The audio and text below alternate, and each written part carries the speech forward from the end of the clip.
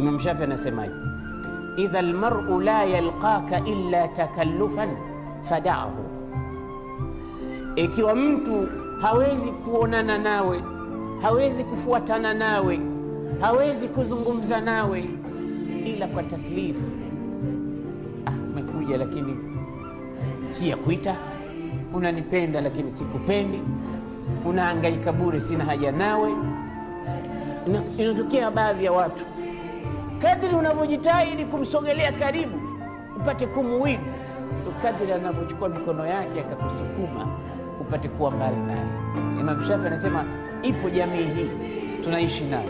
Kwa nakwambia, idha almar'u la yalqaka illa takallufan fada'ahu, ikiwa unaye mtu aina hii mwachie, usijihangaishe.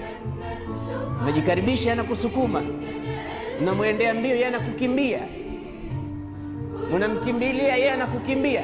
Fada'ahu wala tukthir alayhi ta'assufa, wala usikithirishe asafu. Fa fi nnasi ibdalun wa fi tarki rahatun, kuna watu wengine unaweza kubadilisha ukatafuta mpenzi kuliko yule ukapata, ashaonesha kwamba hana haja nawe, hakupendi, haridhiki. Fa fi nnasi ibdalun wa fi tarki rahatun, na ukiachana naye utapumua, utapumzika.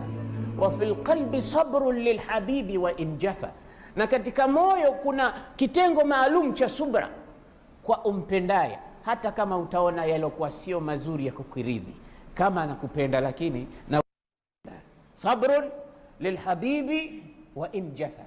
Kisha nasemaje?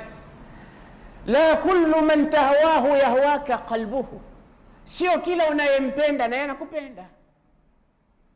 Mwingine unampenda mtu asiyokupenda.